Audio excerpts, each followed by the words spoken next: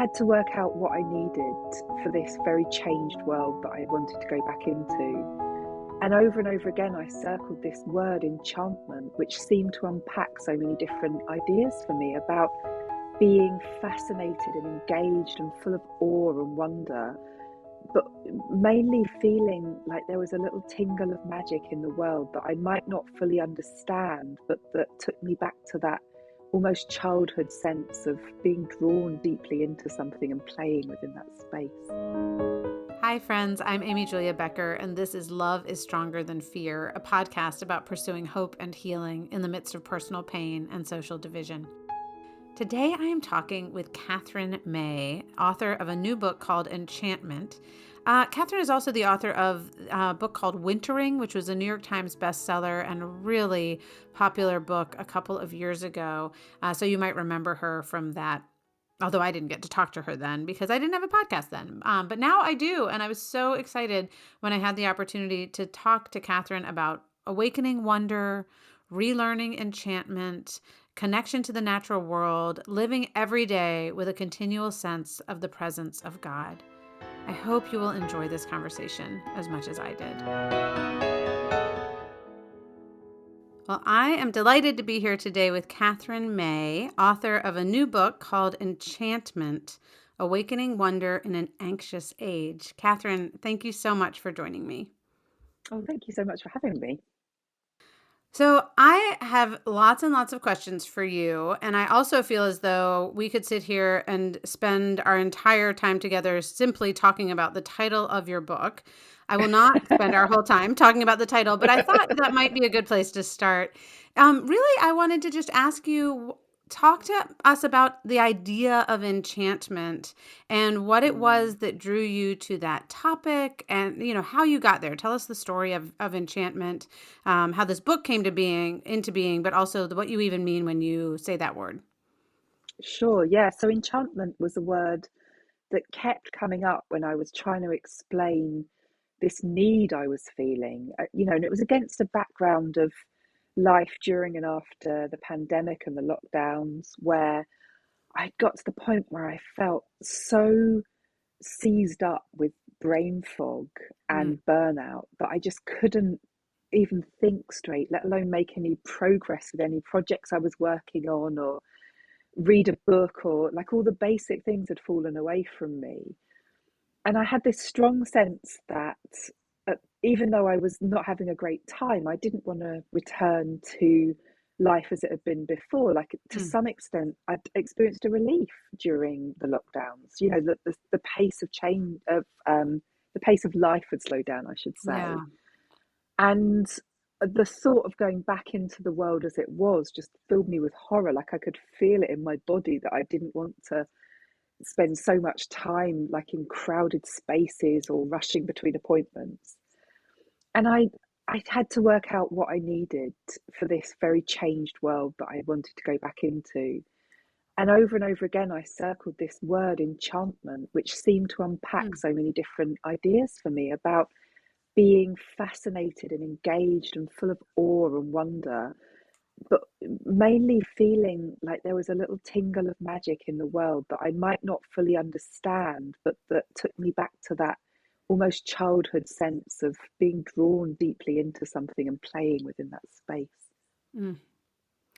I want to go back to what you just said about the childlike sense of wonder. But before that, what I'm also wondering about is, some people would say we have lived in a disenchanted age. Actually, I was reading an essay in the New Yorker this morning, and read this. It was about the fact that English majors are dropping, like people who study English in college Mm, and university is just precipitously falling. And so they were writing about wow. why there's no longer any English majors. And one of the things that the author quotes is contemporary critics pride themselves on their power to disenchant, and the disenchantment Mm, has reached students. And so I'm thinking not only about enchantment, but also about disenchantment. And one question I have for you is whether you think, looking back on that pre-pandemic time, was there a sense of disenchantment that you hadn't noticed? And pandemic opened up the space to notice that and the longing for it to be different? Like, is that a fair way to characterize it? Yeah, I think so, but I'd go even further to say that I'd almost deliberately chased a sense of disenchantment in the first half of my life. Mm. It was almost a project that I thought that it was much better to be completely rational and governed by science, and to reject anything that felt esoteric or quasi-religious, perhaps. Mm-hmm. Um, and actually, I was really aware of my own disenchantment, I think, and I thought it was a good thing. But Mm. for me, there was this gradual dawning of understanding that I wasn't particularly enjoying it, Yeah. and that maybe like there was a yearning in me for more that I kept having to push away. And I needed to change the way I thought about how I related to the world, I think. Yeah, that's so interesting. The deliberate disenchantment that has come, I think, for many of us, especially in the modern era and as we grow up, which again Mm, goes back to that idea of childhood wonder. And I was, I guess maybe there's a sense of enchantment as being childish, and that's why we think we're supposed to yeah. move along from it. But I also, especially in reading your book, was thinking about the wonder of childhood and that sense of enchantment that many of us have, whether that is simply in being curious about nature or in actually living in made up and make believe worlds, or really long enjoying like the rituals that come with religion. I mean, I think there are all different Mm, ways that mm. that enchantment happens and feels very natural as a child. And it made me wonder, we can either think of that as childish, or we can say when we've lost that, we've lost something intrinsic to who we are. Yes, I And think there was it's this, human. Yeah. yeah, something really human. So this is a quotation from your book. Early on, you said, I thought it was what I had to do in order to grow up. It took years of work, years of careful forgetting. I never realized what I was losing. So can you Mm, talk a little bit about that process of careful forgetting and of losing? And then we'll get to talk a yeah. little bit about the careful remembering and finding. No, I think that on one hand, I was very conscious of deliberately pushing back against any time that rose up in me, that the sense that I was leaning towards a kind of more spiritual understanding of the world. And I'd catch myself doing it, and kind of almost tell myself off and say, that's not the rational way to live. And that it was maybe embarrassing that maybe in the company I kept, I didn't feel like I could come out and say, I think there's more, don't you? Yeah. I was Fine. thinking about this and wondering whether what the reasons are for the disenchantment of our age. And I wondered Mm, whether religion in the past served as a conduit of enchantment from those years mm, that we move from childhood to adulthood, whether it's something that's kind of given to us when we're young, but in order to keep it alive, we need some sort of pathway. And one of the questions I had when I mm. was reading your book was whether religion in some ways is a pathway, not the only pathway, or, there, I'm not Yeah. trying to suggest that must be it, but I just wondered whether part of what has gone alongside is this kind of priority, as you're saying, prioritizing of reason and rational thinking, and Mm, a mm. denigration of these religious rituals and practices, again, of all sorts of forms and varieties, but whether we really need something to guide us from childhood to adulthood when it comes to that sense of there being something Yeah. more. Yeah, it's almost like it sets up a framework through which we can explore bigger ideas than simply like the business of every day. And I mean, I grew up without that, although I did have contact with Christian religion because I was at a church school and I went to Mm. Girl Guides, and I spent quite a lot of time in church. And so I understood the structures and the way of thinking, even if I didn't ever particularly feel like they were my belief system. Hmm. And for example, I learned to pray at school, which was something that just carried on through the rest of my life as a practice that had no kind of foundation. Hmm. Um, and I just began to feel, I think, when I started to write this book, that without that, with living with that rejection, was living with an active pushing back against something that I wanted to do. Like I had an instinct for it. It wasn't that taking on a spiritual practice or a religion would have injected something into me. It's that I seem to automatically reach towards it and to need it, actually, to need it as like part of the full spectrum of how I could think. And not having that spiritual perspective meant that I felt like I was only using a sort of small section of my total capacity for interaction with the world and how to think about it. It was a cutting down, and it began to actually feel more and more restrictive as time went on. Yeah, and obviously, I'm thinking about it and I'm like, of course, religion can also be a path to disenchantment because it can Yes, also yeah. come under the banner of rationality or of control, right? So, Mm-mm. even as I'm listening to, on the one hand, I wonder whether for you, almost not having the beliefs but being given some of the forms might have been helpful in some way, just in the sense of Yeah, you weren't thinking, yeah, oh it's a gosh, I have to do it this way, but more like I can receive what I'm being given. And if it seems like something that connects with what I need as a human, who has a spiritual dimension to life, then I'll use it. I don't know.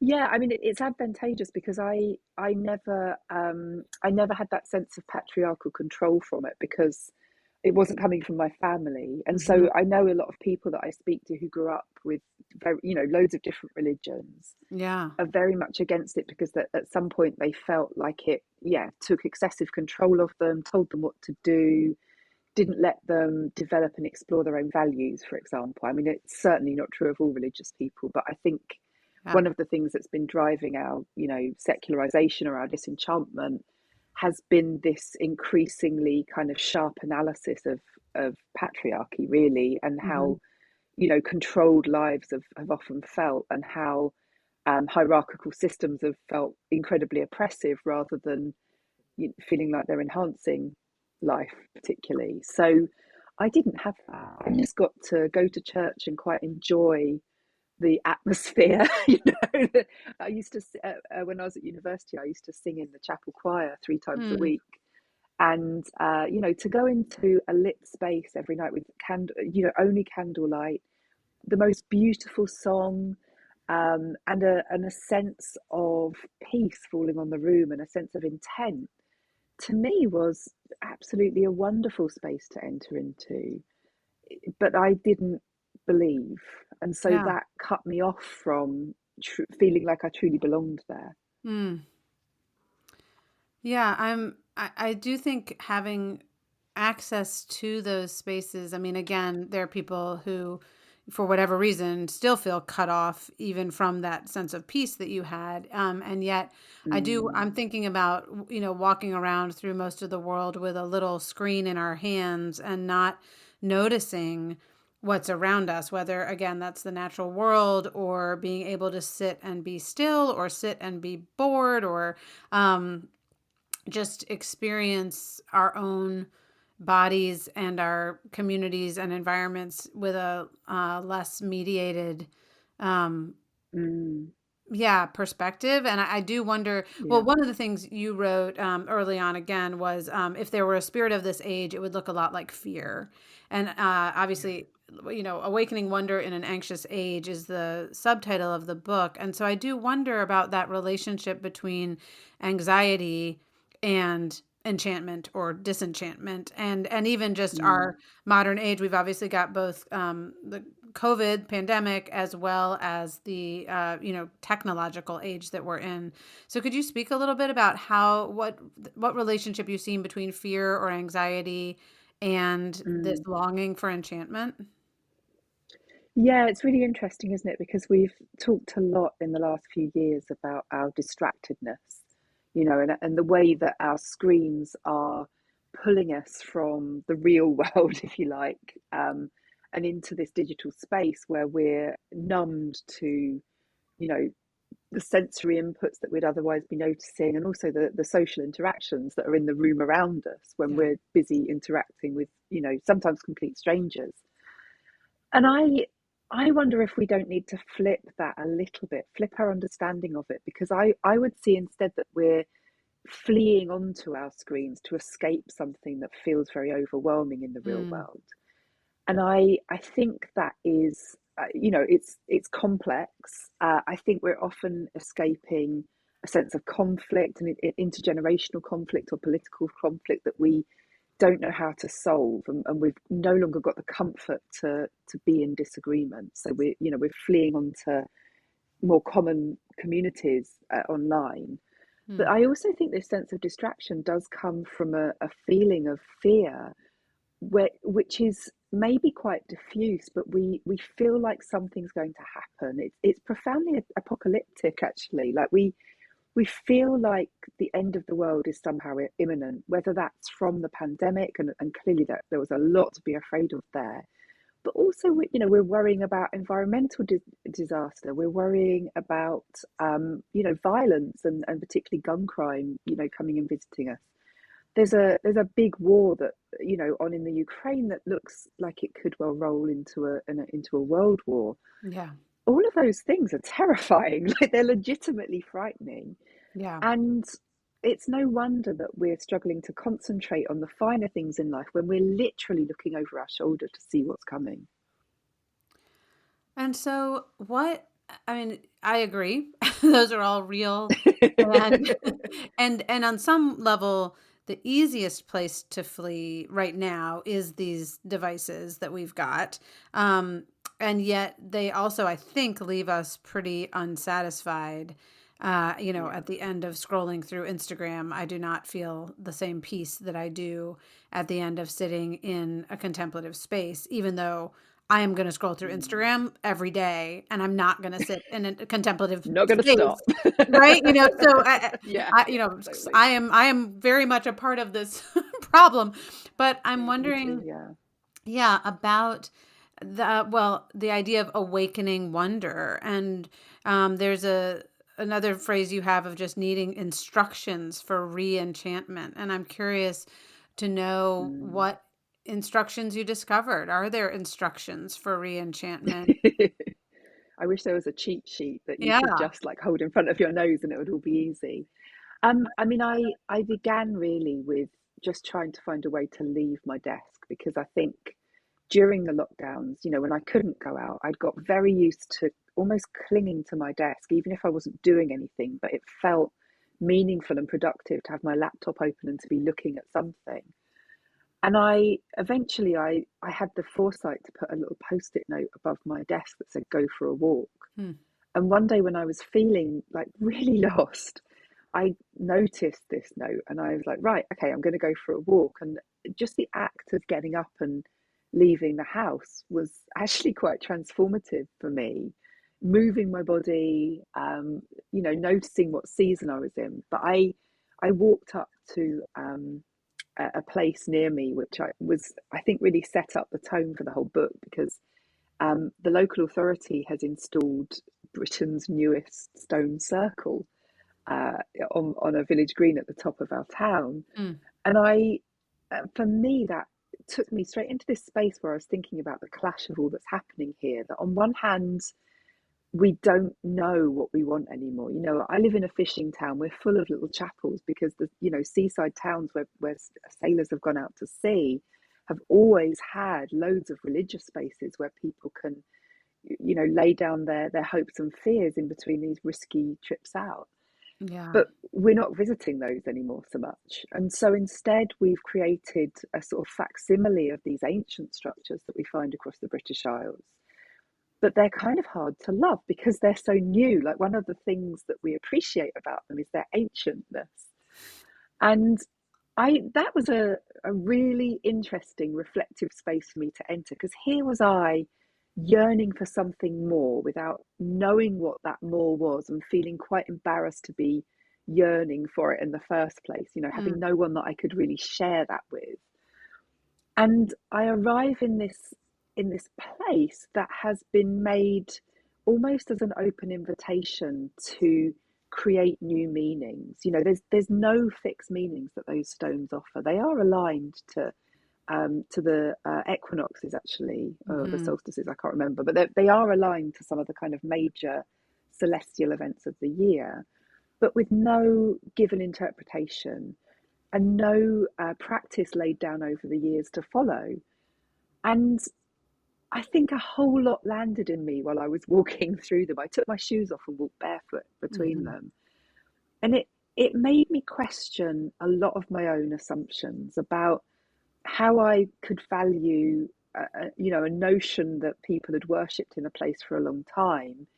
And it would have made it easier for me because it would have let me put aside my own need to make my own meanings. But here in this space, I needed to figure that out for myself. And that meant sinking into my body and responding to that moment and bringing my own state of mind into that space rather than waiting for it to give me a state of mind.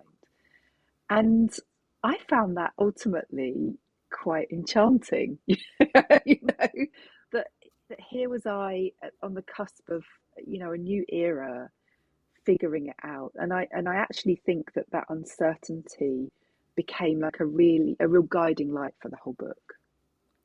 Well, it's interesting because one of the things that your book made me think about is how right now we know in terms of information more or have access to knowledge about more on every level than we ever have in human history. So we've got more information. We have, Mm, in some ways, I think, access to more experiences. We can get on an airplane and go somewhere if we want to and have the, money and yeah. ability to do so. But nevertheless, largely we have more information and more experience. And yet, I think one of the things that struck me in your book is how much knowledge has been lost and that we know less than we ever have in other ways because we aren't stopping to pay attention in that sense of taking off our shoes, both kind of literally Mm, and metaphorically. And it yeah. made me wonder whether that sense of longing for meaning and purpose and a sense of a reason for our existence might have very little to do with having lots of information and a lot to do with having a different type of knowing, which I think you write about in a couple Mm, of different, I mean, really throughout the book, whether it's yeah. in, knowing how to bake bread or knowing how to keep bees or knowing what to do in an ancient or modern, I guess, kind of sacred space. Yes. So Yeah. I'd love for you to tell Yeah. some of those stories and talk about that kind of knowledge and where it led you and where it might lead us. And again, within that idea of having some instructions for reenchantment. Yeah, so we've fallen into the trap, I think, of relying on only one kind of knowledge. And that knowledge is very brain based. It's critical, it's rational, it's based on information and the storing of information, and then the retrieval of the information. Hmm. So that's one way of knowing, and it's an important and useful way of knowing. But what's died down in us is this whole kind of spectrum of other knowledges, and many of them are impossible to be put into words. So there's knowledge that's embedded in your hands when you're sensing something or making something. There's the knowledge of intuition. There's the knowledge of movement, and many, many, many others. And I think when we send our children to school, what really worries me is that we're reproducing this sense that one knowledge is more prized than others, and that just doesn't give us the entire skill set that we need to navigate these actually very unknown spaces that we're going into. We don't have the flexibility, we don't have the athleticism to feel our way into places. And so I guess I was trying to unpick that a lot. And that for me meant, from making a sort of ritual loaf of bread called a lammas loaf, which is traditionally made in the British Isles to celebrate midsummer. Hmm. and thinking about what it means to celebrate a moment with your hands like that, and how that might change your relationship with something. When actually our means of celebration are normally quite restricted now, because they're only one note. We have to be happy, and we have to drink alcohol, and we have to, Hmm. it has to be rowdy and noisy. Well, that's one way of marking a moment. How do I mark it differently? Hmm.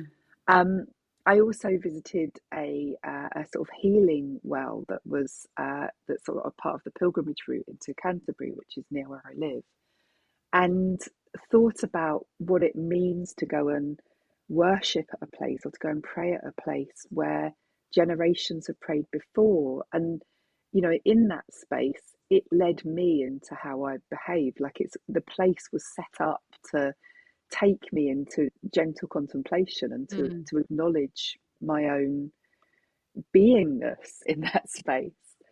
um and yeah, so I guess, I mean, I'm an experimenter. That's how I always write books. I try a few things out. I visit places. I physically put myself in the place that I want to learn about. But that meant that it was actually quite hard to write about in a book, because I was specifically exploring spaces that go beyond words, and Hmm. that go beyond easy explanation, that are actually profoundly subjective, and therein lies their value. And then challenging myself to write about it. Well, I just want to interject here to say that you were up to the challenge. This gives me a chance to just, I had on my notes for this podcast, I have like my questions and different thoughts and whatever, but then I just wrote at the bottom, sentences I love. Go ahead. I'm I gonna I'm love gonna that. share Thank two you. of them, because one of the things I think you do so beautifully in this book, and I do think, yes, obviously it comes out of your ability as a writer, but I think it also comes out of that enchanted perspective, like that willingness to not simply think in kind of materialistic or rationalistic terms. So this is just a description of Mm. tides. And you said there are two giant waves traveling endlessly around the earth, and twice a day we see their full volume. And that just to me was like, it's true, right? I mean, it's rationally true, I Yeah. guess, but it was like, that's such a poetic and artistic, and like it gives me a so many more, it's like a sensory experience to read that sentence rather than to Mm. simply describe in more scientific terms what's happening when a tide rises or I'm falls.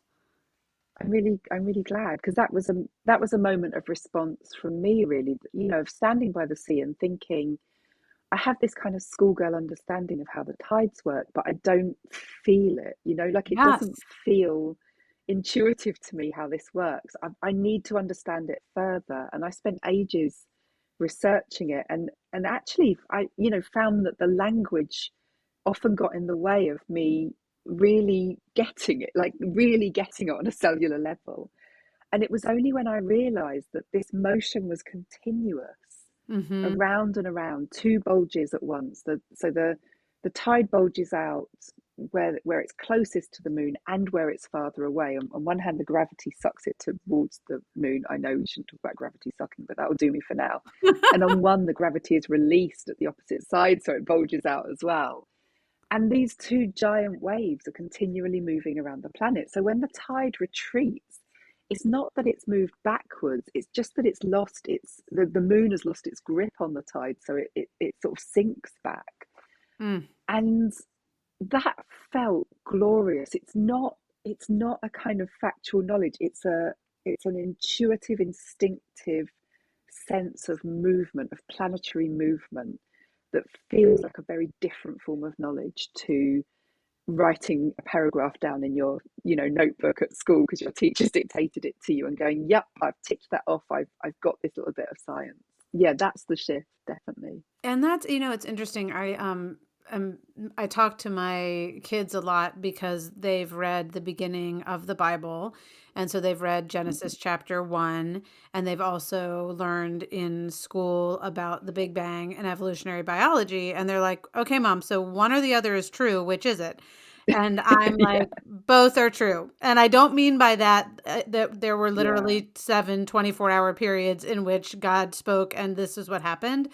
But what I mean is Mm, they are different ways of knowing the same truth, and they both have value, and we need to ask what is the writer trying to offer us here? What are the questions that are trying to be answered here?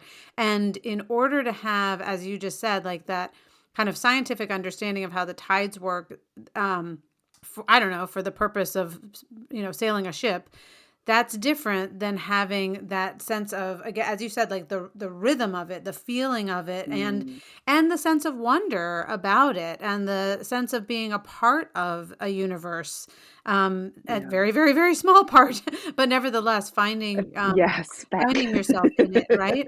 So you did that in multiple places for me, and it was, yeah, really wonderful to read. So I Oh, appreciate that very much. Well, but for me, it was also like, how am I bodily linked to it? Like yeah.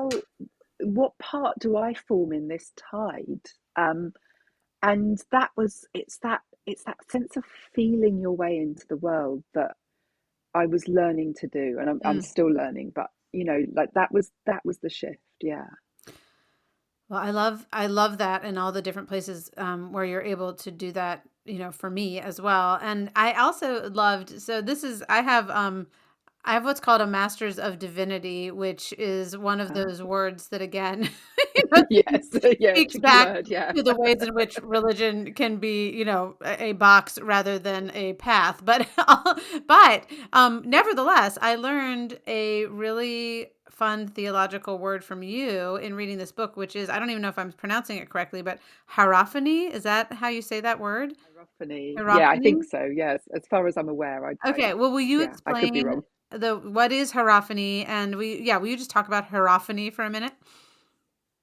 Yeah, so hierophany comes from the sociologist Mircea Eliade, and he used it to describe the way that the sacred can be expressed in the material world, essentially. So that could be anything from a cross for Christians, which is imbued with this deep meaning and kind of power that Hmm. comes from holding a kind of a whole gestalt of the sacred. But it could also be a standing stone, or it could be something that's a little less obvious than that. So like a sacred landscape is a hierophany. And I began to think about how we have personal hierophanies as well. These ideas or these places or spaces or objects that hold something to us that feels much more than the sum of its parts and that transcends the material. Yeah, there's in the epilogue, you also write about hierophany and how it's not rare. And this, I'm quoting Mm, you, you say, but what is rare is our will to pursue it.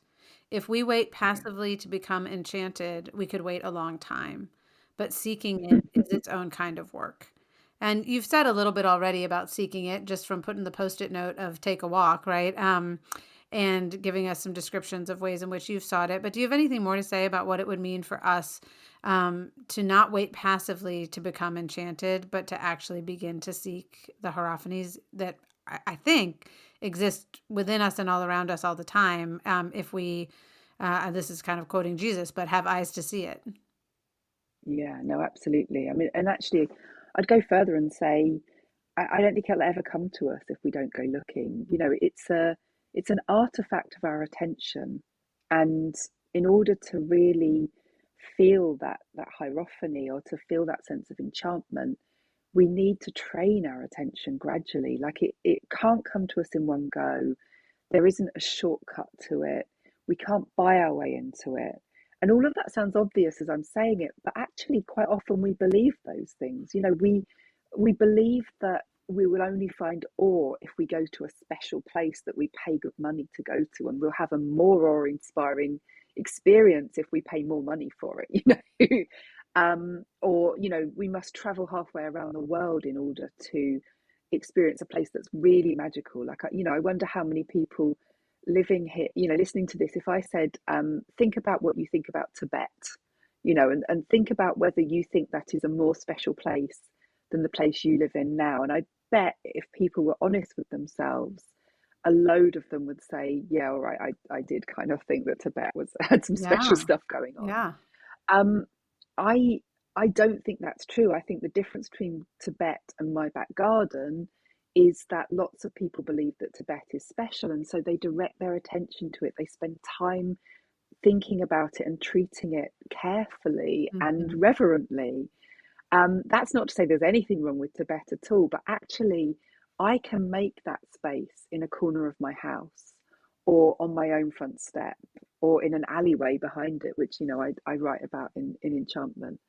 Like these places respond to our attention and our intent and our Mm. desire to make them feel significant. So we create the hierophanies, but we have to do that consciously. These are not things that will knock on our door and say, "I'm really special, actually. Can you can you now, like, just suck in my wonder?"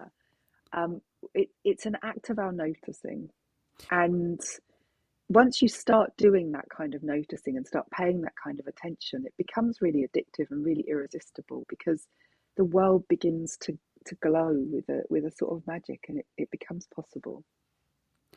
Well, and that's where there, at least, and tell me if you disagree, I'm curious, because it seems to me there is perhaps a creating of hierophany, or perhaps it is it's there for the taking's not quite the right word either, Yeah. but for the discovering, for the encountering. Mm, And so the work on our side is the noticing or the paying attention.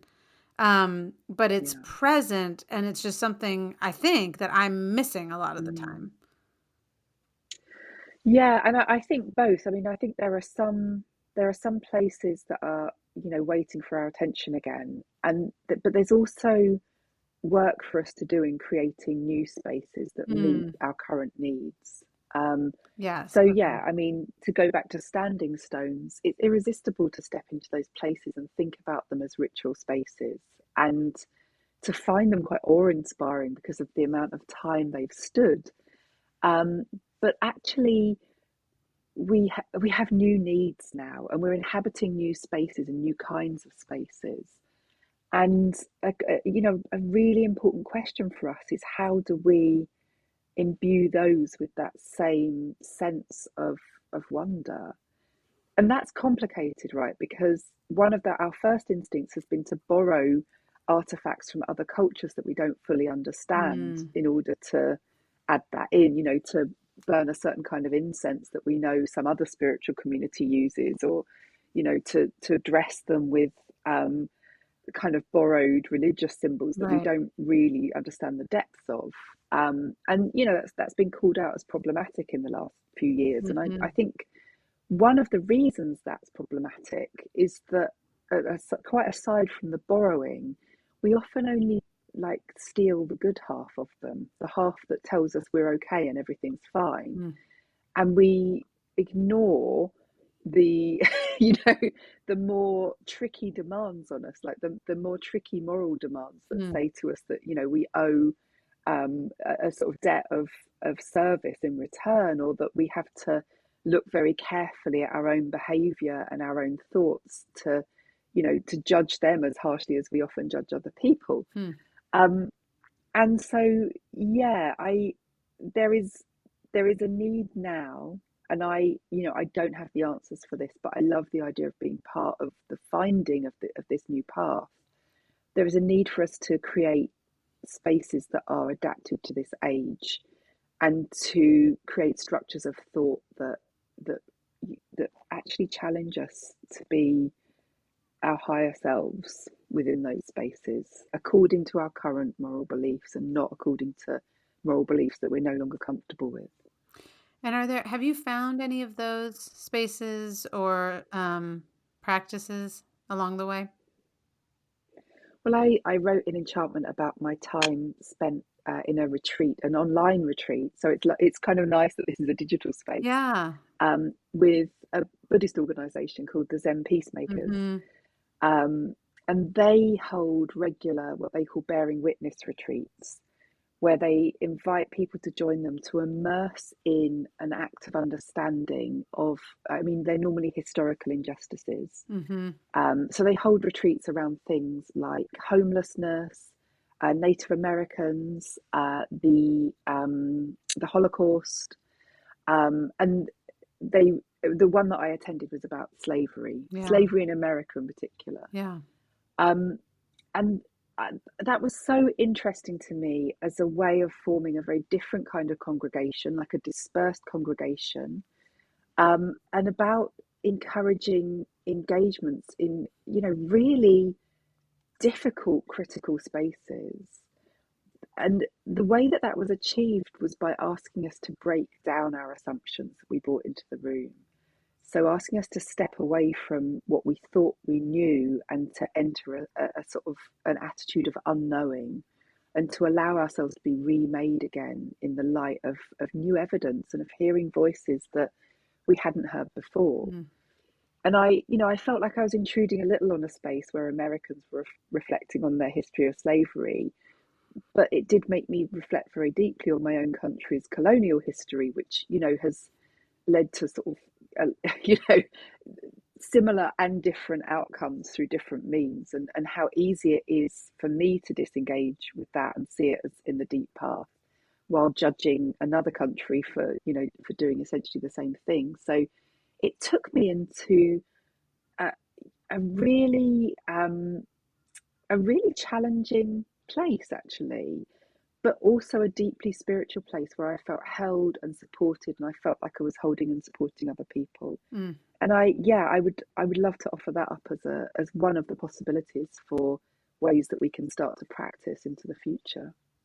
Yeah, I do think we're going to need rituals, spaces, practices. I mean, a whole myriad set of things in order, as you said, to not only to get the both and of the, I guess what religious language would call, repentance Mm, side mm, of acknowledging human darkness and harm and injustice, and then yeah. also um, whether it's the celebratory and communal rituals, or the solitary and peace, finding belovedness and belonging within who we are, and being able to sit in the peacefulness of that. But all of those things, it seems, um, Uh, if and as we can reawaken a sense of enchantment, to your point, there are going to be things we can learn from the past and carry forward, but also some real mm.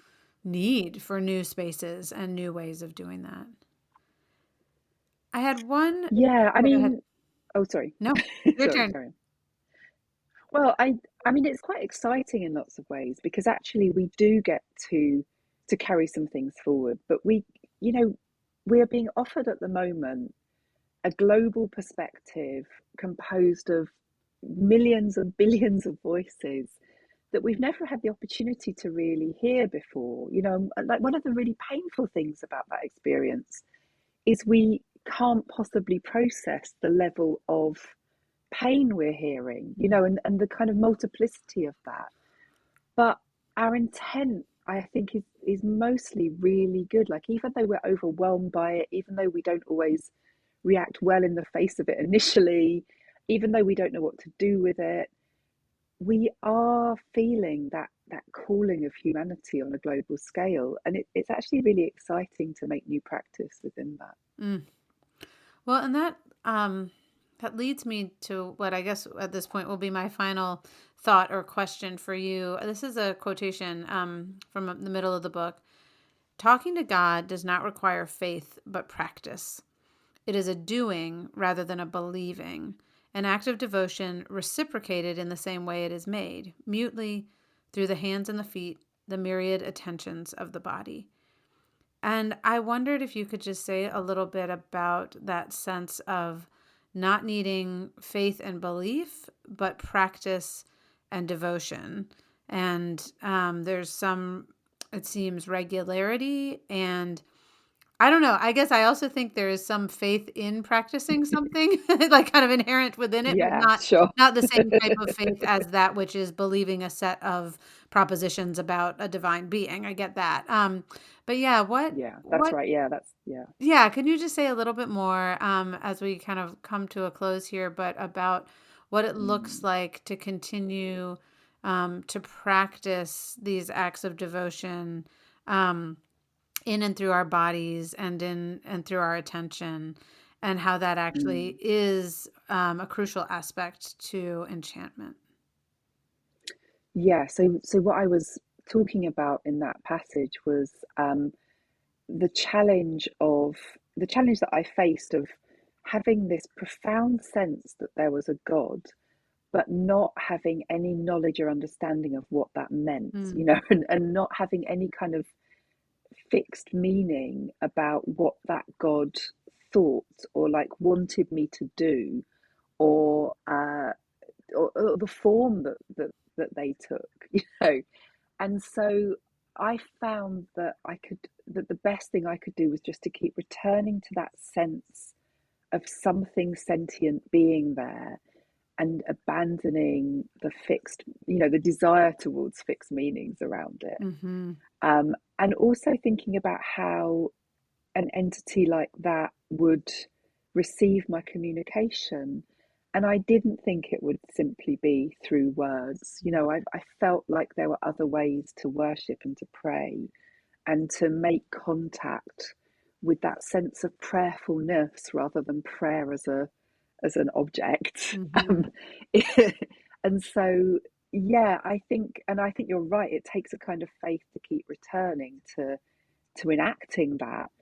But I also think that there's a direct contact there that isn't intermediated with words or beliefs. And so I find that I need a sense of faith much less, because actually I feel the physical pull towards it. I feel that direct communication and that direct bodily need for that immersion in that bigger sense of consciousness or sentience, and my absolute connection to that rather than my separateness from it. I Mm. don't know if I'm expressing that very well. It's quite hard to explain. No, I think you are. And it's interesting because I think for me, as someone who comes from a very particularly Christian perspective, there's still so much about what you've written that rings so true, including Mm, this, that, I certainly as a kid going to church did have a set of beliefs. And on some mm, level, I could still say that that is true. It's not as though I no longer believe almost everything I would have said I believed, 30 years ago. And yet it yeah, is yeah. more the putting that into practice. And for me, this expanding, ever expanding sense of that sentience and consciousness, and Mm, connection and invitation into that connection, that is yeah. always going to be beyond my comprehension, and yet feels also more intimately present. Even if I feel like, in some Mm, ways, I would say when I was 12 and going through confirmation class and like giving the right answers, I yes, yeah. felt like I had more comprehension than I do now. But I now Mm, would say, having walked with an expanding sense of God's love, of the presence of, what I would call the Spirit of God, and of the life of Jesus, all of those things have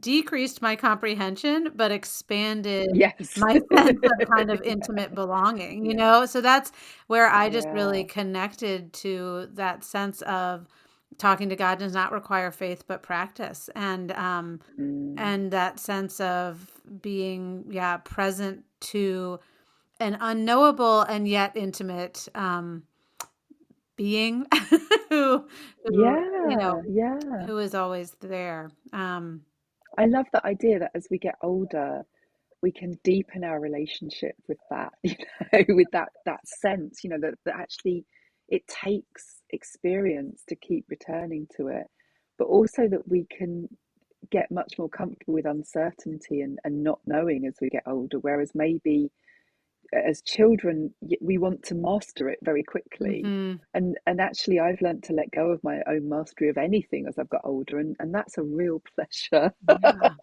I know. There's so much I wish I could go back and give to my teenage self, including the need to get it all right. Mm. But I suppose that's just part of the journey. So, Yes, indeed. well, Katherine, thank you so much for your time and for this book. It's such a gift. And I know it will be something that I go back and reread and pass along to other people because there's so much in it that is, that awakens wonder. And I'm really grateful for it. Thank you. Thank you so much. It was so lovely to talk to you. As always, thank you for listening to this episode of Love is Stronger Than Fear. We rely on you to spread the word about this podcast, so think of someone who would enjoy this conversation and send it their way. Go ahead and give it a rating or a review, and contact me if there's something you want to say, if you want to suggest a guest, or if you want to just respond to some of the thoughts that you heard here today. My email is amyjuliabeckerwriter@gmail.com. I also want to thank Jake Hansen for editing this podcast, Amber Beery, my social media coordinator, for doing all the things to make sure that it comes out into the world in a good shape. And finally, as you go into your day today, I hope you will carry with you the peace that comes from believing that love is stronger than fear.